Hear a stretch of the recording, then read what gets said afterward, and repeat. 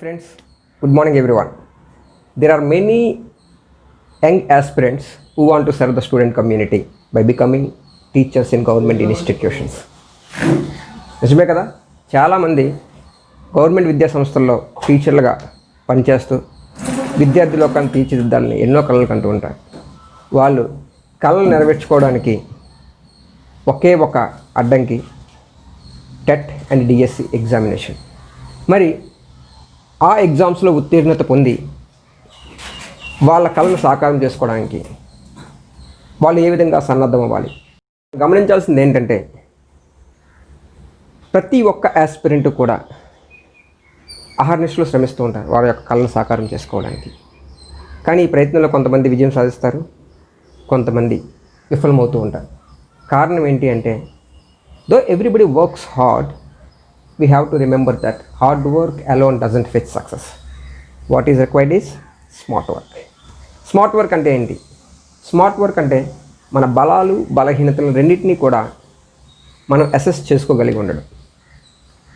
ప్రతి ఒక్కరూ వాళ్ళ యొక్క సబ్జెక్ట్లో పూర్తి సామర్థ్యం కలిగి ఉంటారు చాలా వరకు, but they fail to cover the remaining areas.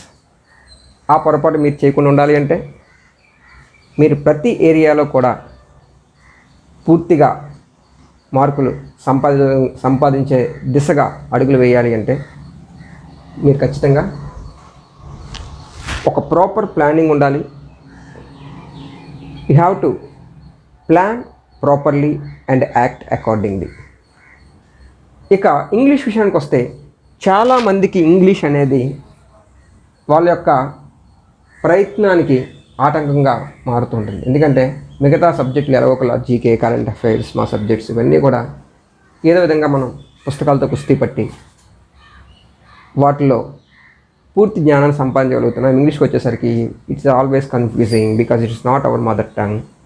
How can we acquire competency in this particular language అనేది చాలామందికి సందేహం.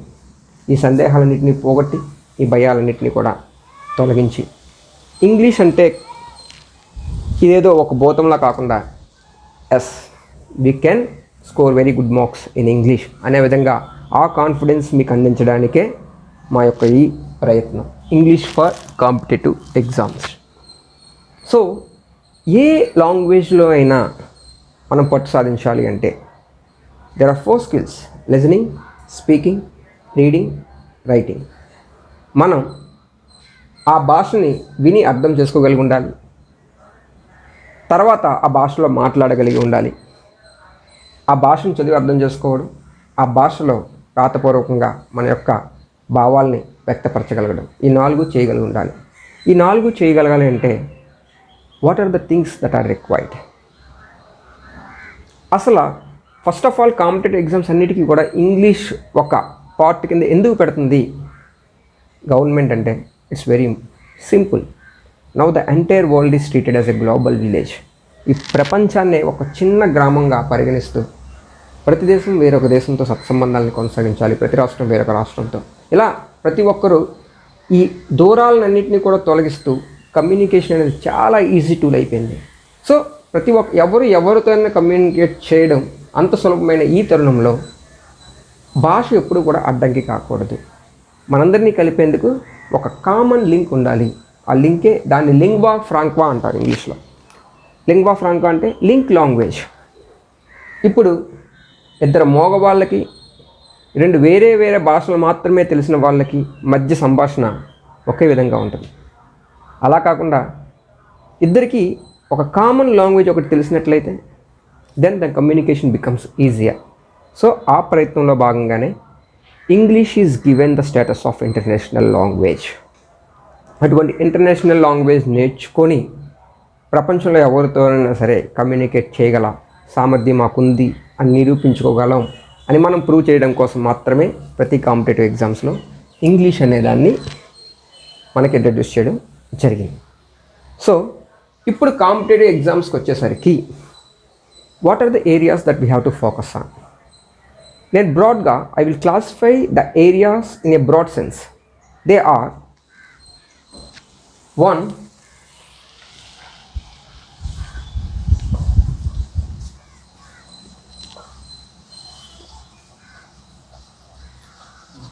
వొకాబులరీ. వొకాబులరీ అంటే ఏంటి? ఏ భాషలో అయినా సరే మనం సంభాషించాలన్నా లేదంటే అర్థం చేసుకోవాలన్నా మనకు కావాల్సింది ఆ భాషలోని పదాలు, వాటి అర్థాలు తెలియాలి. అప్పుడే కదా మన పదాలని విన్నప్పుడు అర్థం చేసుకోగలం, ఆ పదాలని మన యొక్క సంభాషణలో, మన కమ్యూనికేషన్లో కూడా ఉపయోగించగలం. సో వొకాబులరీని పెంపొందించుకోవడానికి మార్గాలు ఏంటి అనేది వొకాబులరీ గురించి డిస్కస్ చేసినప్పుడు డీటెయిల్గా చెప్తాను. కాకపోతే ఇప్పుడు ఈ వొకాబులరీ అనే వాటిలో మనం ఏ ఏరియాస్ ఎస్పెషల్లీ కాంపిటేటివ్ విషయానికి వచ్చేసరికి ఏ ఆస్పెక్ట్స్ మనం ఎక్కువ ఫోకస్ చేయాలి అంటే synonyms. There are some words which convey the same meaning. ఒక విషయాన్ని 2-3 పదాలు వ్యక్తపరచవచ్చు. వాటిని ఏమంటారంటే సినోనిమ్స్. అంటే the words which convey the same meaning. ఆ సినోనిమ్స్ ఏంటి వాటి గురించి తెలుసుకోవాలి. అదేవిధంగా యాంటోనిమ్స్, వ్యతిరేక పదాలు. ప్రతిదానికి ఒక పాజిటివ్ సెన్స్, నెగిటివ్ సెన్స్ ఉన్నట్టే ప్రతి పదానికి ఒక ఆపోజిట్ వర్డ్ కూడా ఉంటుంది. వాటిని మనం యాంటోనిమ్స్ అంటారు. అవి అదేవిధంగా హోమోఫోన్స్. వర్డ్స్ ఆఫెన్ కన్ఫ్యూజింగ్ అంటారు వీటిని. Homophones, homonyms, homographs. ఎందుకంటే ఒకేలాగా పలుకుతాం కానీ అర్థాలు వేరు, ఒకేలా రాస్తాం కానీ అర్థాలు వేరు, భావాలు వేరు. అలాగా హోమోఫోన్స్, హోమోనిమ్స్, హోమోగ్రాఫ్స్. హోమోఫోన్కి, హోమోనిమ్కి, హోమోగ్రాఫ్కి ఉన్న తేడా అది కూడా మనం వాటి గురించి చెప్పుకున్నప్పుడు డీటెయిల్గా మనం డిస్కస్ చేసుకుందాం. అవి అదేవిధంగా ఇడియమ్స్. ప్రతి ఇడియమ్స్, ఫ్రేజెస్, ప్రోవర్బ్స్ ప్రతి భాషకు కూడా వాటి యొక్క కొన్ని జాతీయాలు అవన్నీ ఉంటాయి. వాడి జీవితం వడ్డించని ఇస్తరి కాదు అని చెప్తాం, వాడి జీవితం పూల పానుపు అని చెప్తాం. ఇలాగే మిగతా భాషల్లో కూడా ఇటువంటి ఎక్స్ప్రెషన్స్ ఉంటాయి. అలాగే ఫ్రేజల్ వెబ్స్. అవన్నీ కూడా మనకి వాటి మీద మనకి ఎంతో కొంత అవగాహన ఉన్నప్పుడు మాత్రమే ఆ భాష మీద మనం పట్టు సంపాదించగలం. ఇడియం అంటే ఏంటి, ఫ్రేజల్ వెర్బ్ అంటే ఏంటి, ప్రోవర్బ్స్ ఏంటి, వాటి యొక్క మీనింగ్స్ ఏంటి, వాటిని ఎలా ఉపయోగించాలనేది కూడా చెప్పుకున్నప్పుడు మనం డీటెయిల్గా డిస్కస్ చేసుకోవచ్చు. కాకపోతే వొకాబులరీలో ఇవన్నీ వస్తాయనే విషయాన్ని మాత్రం మనం గుర్తుపెట్టుకుందాం. అవేంటి అంటే సినోనిమ్స్, యాంటోనిమ్స్,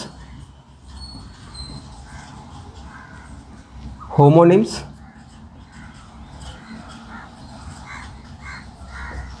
హోమోనిమ్స్లో మళ్ళీ హోమోఫోన్స్, హోమోగ్రాఫ్స్, ఇలా వీటిని గురించి కూడా మనం తెలుసుకుందాం.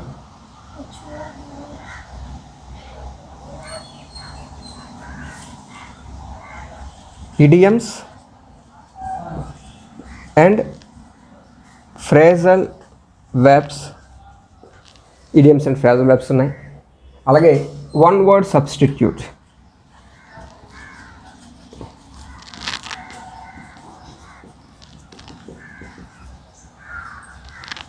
ఇలా వీటన్నిటి గురించి కూడా మనం డీటెయిల్గా తెలుసుకోవచ్చు. వొకాబులరీ విషయానికి వస్తే మనం ఒక్కొక్క టాపిక్ని డీటెయిల్గా చెప్పుకున్నప్పుడు వాటి గురించి ఇంకా మీకు క్లియర్ ఎక్స్ప్లెనేషన్ ఇవ్వడం జరుగుతుంది. కాకపోతే ఫస్ట్ వొకాబులరీ అనే విషయానికి ఏ విషయాలు మనం కవర్ చేయాలనేది మాత్రం ప్రస్తుతం తెలుసుకుందాం.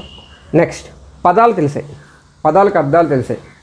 ఆ పదాలను విని అర్థం చేసుకోగలుగుతున్నాం, పదాలకు అర్థాలు కూడా మనం చెప్పగలుగుతున్నాం. మరి తెలియాల్సింది ఏంటి? ఆ పదాలను ఎలా ఉపయోగించాలి, ఏ విధంగా ఉపయోగిస్తే ఆ పదాలు సరైన అర్థాన్ని తెలియజేస్తాయి. How to use the words in an appropriate way to convey some meaningful sentence అనేది మనకు తెలియాలి. అంటే నెక్స్ట్ మనకి ఏ ఏరియా మీద మనకు కాంపిటెన్సీ అవసరం అండి? That is nothing but grammar. Grammar అంటే రూల్స్, రెగ్యులేషన్స్ అనే విషయాన్ని పక్కన పెట్టి learn how to make the best use of grammar to develop our language అనేది మీరు దాని విషయం మీద కాన్సన్ట్రేట్ చేసినట్లయితే రూల్స్, రెగ్యులేషన్స్ పక్కన పెట్టి భయం పోగొట్టుకొని ఫ్రీగా మీరు లాంగ్వేజ్ మీద పట్టు సంపాదించగలుగుతారు. సో సెకండ్ ఏరియా ఈజ్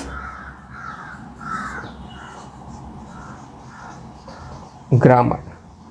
ఈ గ్రామర్లో మనం ఏమేమి ఒకే డీటెయిల్గా డిస్కస్ చేసుకోవాలి అంటే there are 8 parts in English language. వాటిని మనం పార్ట్స్ ఆఫ్ స్పీచ్ అంటాం. ఈ ప్రతి పార్ట్ మీద కూడా మనం కంప్లీట్ గ్రిప్ అనేది సంపాదించగలగాలి. నౌన్స్ అంటే జస్ట్ నౌన్స్ అనే కాకుండా noun phrases, countable nouns, uncountable nouns, how some nouns are always singular, how some nouns are always plural, why, ఇవన్నీ తెలుసుకోవాలి. ప్రొనౌన్ విషయానికి వచ్చినా అంతే. వెర్బ్ విషయానికి వచ్చేసరికి subject, verb, agreement, be forms అంటే ఏంటి, టెన్సెస్ అంటే ఏంటి, అలాగే నౌన్స్, ప్రొనౌన్స్ తర్వాత యాడ్జెక్టివ్స్ ఉంది. యాడ్జెక్టివ్స్ అంటే జస్ట్ చాలామంది adjective is nothing but okay it qualifies అన్నాం ఇలా రూల్స్ చెప్తుంటారు. అవన్నీ పక్కన పెట్టి అసలు యాడ్జెక్టివ్ అంటే ఎందుకు ఉపయోగిస్తాం, ఆ యాడ్జెక్టివ్ అంటే ఏంటో తెలిసినప్పుడు డిగ్రీస్ ఆఫ్ కంపారిజన్ కూడా ఎంత ఈజీగా అనిపిస్తుంది. సో డిగ్రీస్ ఆఫ్ కంపారిజన్ అవి కూడా యాడ్జెక్టివ్స్ని తెలుసుకున్నప్పుడు తెలుసుకోవచ్చు. వెర్బ్ విషయానికి వచ్చేసరికి మనం బీ ఫార్మ్స్ తెలుసుకుంటాం, టెన్సెస్ తెలుసుకుంటాం, యాక్టివ్ వాయిస్, పాసివ్ వాయిస్, ఇవన్నీ రూల్స్ కాకుండా the easy way how we can use it properly, how we can identify the errors, common errors అనేది మనం ఆ వెర్బ్ విషయానికి వచ్చినప్పుడు కూడా అవన్నీ తెలుసుకోవచ్చు. అలాగే డైరెక్ట్ అండ్ ఇండైరెక్ట్ స్పీచ్, ఇవన్నీ కూడా మన వెర్బ్ గురించి డీటెయిల్గా చెప్పుకున్నప్పుడు ఈ 1 by 1 ఏరియాస్ అన్నీ కూడా మనం డిస్కస్ చేసుకోవచ్చు. యాడ్జెక్టివ్ గురించి చెప్పుకున్నప్పుడు డిగ్రీస్ ఆఫ్ కంపారిజన్, ఆర్టికల్స్ ఇవన్నీ కూడా మనం డిస్కస్ చేసుకోవచ్చు. అలాగే యాడ్వర్బ్స్, ప్రిపోజిషన్స్, కంజంక్షన్స్, ఇంటర్జెక్షన్స్కి వచ్చేసరికి కైండ్స్ ఆఫ్ సెంటెన్సెస్ అవి తెలుసుకోవచ్చు. అదేవిధంగా పొలైట్ ఎక్స్ప్రెషన్స్ అంటే ఏంటి, మేకింగ్ రిక్వెస్ట్స్ అంటే ఏంటి, ఇవన్నీ కూడా మనం ఆ కైండ్స్ ఆఫ్ సెంటెన్సెస్ చెప్పుకున్నప్పుడు మనం డీటెయిల్గా డిస్కస్ చేసుకోవచ్చు. సో పార్ట్స్ ఆఫ్ స్పీచ్ డీటెయిల్గా చెప్పుకుంటే మనకి ఇప్పుడు నేను చెప్పిన ఏరియాస్ అన్నీ కూడా మనం కవర్ చేసేయచ్చు. Subject, verb, agreement, clauses, simple, complex, compound sentences, ఇవన్నీ కూడా మనం గ్రామర్లో ప్రతి పార్ట్ని క్షుణ్ణంగా మనం అధ్యయనం చేస్తున్నప్పుడు ఈ ఏరియాస్ అన్నీ కూడా మనం కవర్ చేసి వాటి మీద ఎటువంటి ప్రశ్న వేసినా మనం సమాధానం చెప్పే విధంగా ముందుకు వెళ్దాం. Next the third area is, can you guess ఏమై ఉంటుంది చెప్పండి? వొకాబులరీ తెలిసింది, గ్రామర్ తెలిసింది, ఇంకేముంది? మనకు ఒక పదాన్ని అర్థం తెలుసుకొని దాన్ని ఎలా వాడాలో తెలిస్తే సరిపోతుంది. ఇప్పుడు ఒక గులాబీ ఇచ్చి దానికి ఎన్ని రెక్కలు ఉన్నాయంటే అందరూ కూడా కౌంట్ చేసి చెప్తారు, రెక్కలు తెలిసిన ఎవరైనా సరే, అంతే కదండి? అది ఒక subject, but it's not just subject, it's a language. The beauty of language is it differs from person to person. ఒక గులాబీ ఇచ్చి దానికి ఎన్ని రెక్కలు ఉన్నాయంటే 10 మంది లెక్కలు తెలిసిన వాళ్ళు కూర్చోబెడితే 10 మంది ఒకటే సమాధానం ఇస్తారు. కానీ ఒక భాష మీద ప్రావీణ్యం ఉన్న వాళ్ళకి ఒక గులాబీనిచ్చి దీని గురించి చెప్పండి అంటే they come with 10 different expressions. So the beauty of language creative expression. దాన్ని కొంతమంది డిస్కోర్సెస్ అంటారు, కొంతమంది క్రియేటివ్ ఎక్స్ప్రెషన్ అంటారు. అంటే మన ఓన్ వే ఆఫ్ స్టైల్ మనకు ఉంటుంది కాబట్టి వాటిని మనం ఏ విధంగా how beautifully we can convey things. కొంతమంది ఒక విషయాన్ని చెప్తే ఒక స్టేట్మెంట్ కింద ఉంటుంది, అదే కొంతమంది చెప్తే ఒక పాటలా ఉంటుంది, కొంతమంది చెప్తే ఒక కవితలా ఉంటుంది. చెప్పే విషయం ఒకటైనా చెప్పే విధానం బట్టి దానికి కొన్ని ఇంపార్టెన్స్ మారుతూ అది రీచ్ అయ్యే విధానం మారుతూ ఉంటుంది. సో ప్రతి ఒక్కరు కూడా తెలుసుకోవాల్సింది ఏంటంటే క్రియేటివ్ ఎక్స్ప్రెషన్.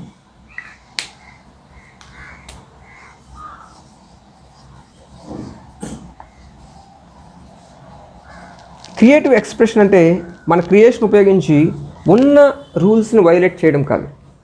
నేను క్రియేటివ్గా రాస్తాను అని చెప్పి లెటర్ నాకు అడ్డదిడ్డంగా నాకు నచ్చినట్టు రాస్తాను, ఇదే క్రియేషన్ అంటే కాదు. ఒక స్టాండర్డ్ రూల్స్ ఫాలో అవుతూ మన స్టైల్ మనం దాన్ని కమ్యూనికేట్ చేయగలిగి ఉండాలి. అందుకని క్రియేటివ్ ఎక్స్ప్రెషన్స్లో కూడా దేర్ ఆర్ సర్టెన్ ఎటికెట్ అంటాం. Email etiquette, letter writing etiquette అంటే ఒక సెట్ ఆఫ్ రూల్స్. ఆ రూల్స్ వైలేట్ చేయకుండా we have to express things in our own way.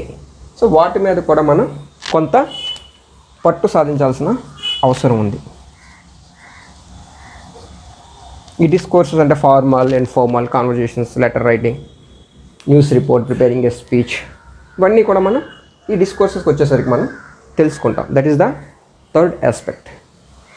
ఈ డిస్కోర్సెస్ గురించి వస్తే లిజనింగ్, స్పీకింగ్, రీడింగ్, రైటింగ్ ఇవన్నీ కూడా అందులోనే కవర్ అవుతాయి. ఈ డిస్కోర్సెస్లోనే ఒక పారాగ్రాఫ్ చదివిన తర్వాత ఒకరికి ఒక అర్థం కన్వే అవుతుంది, ఇంకొకరికి ఇంకొక అర్థం కన్వే అవుతుంది.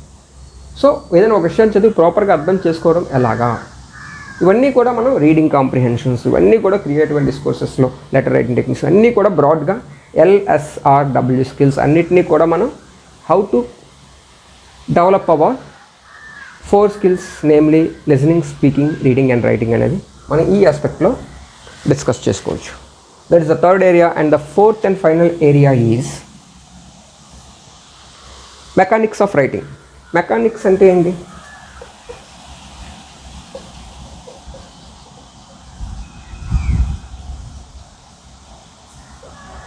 మెకానిక్స్ ఆఫ్ రైటింగ్ అంటే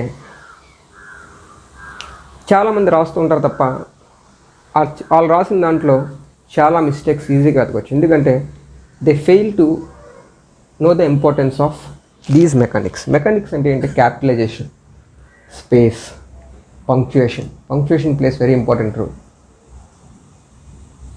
కామా కిల్స్ ఏ మ్యాన్ ఒక స్టోరీ కూడా ఉంది. Kill him comma not leave him అంటే చంపేయండి, వదలొద్దు. అదే కామాని నాట్ తర్వాత పెడితే kill him not leave him. So ఒక కామ ఒక మనిషిని చంపేయాలా వదిలేయాలా అనేది డిసైడ్ చేస్తుంది. So that is the importance of punctuation.